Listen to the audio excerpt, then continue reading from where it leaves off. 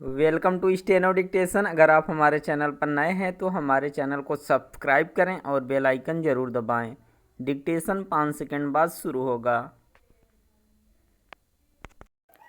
Start.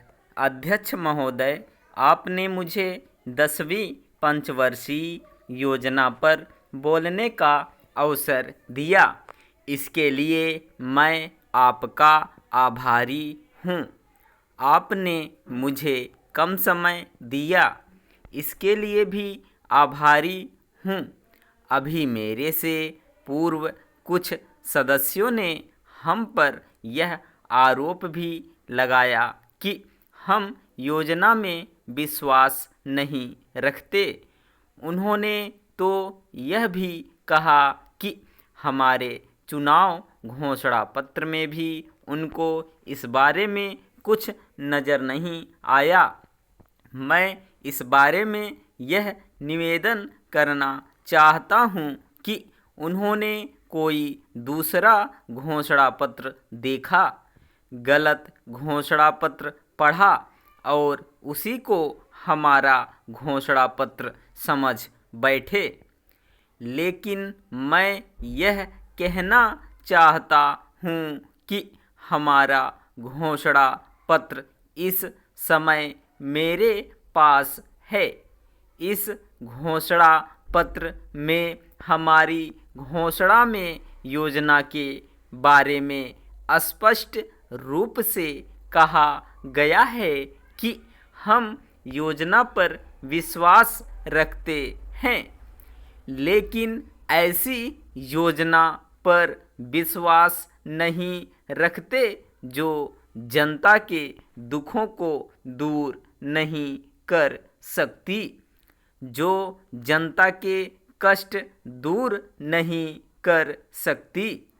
आज तक जितनी भी योजनाएं बनाई गई हैं, जिन्हें हम पहली पंचवर्षीय योजना, दूसरी पंचवर्षीय योजना और 10वीं पंचवर्षीय योजना आदि कहते हैं, और उन योजनाओं में हमने जो कुछ निर्धारित किया उनसे हम जनता के दुखों को दूर नहीं कर सके और जनता के कष्ट दूर नहीं हुए।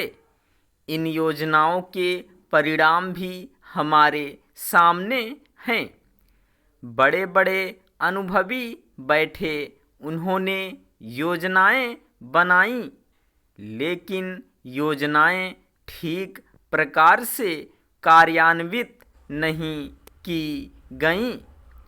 उन योजनाओं में काफ़ी दोष थे, जिसके कारण ये योजनाएं लोगों के दुखों को दूर नहीं कर सकीं। लोग दुखी ही रहे। मैं यहाँ पर कहना चाहता हूँ कि जो हमारी योजना थी, उसका परिणाम क्या निकला?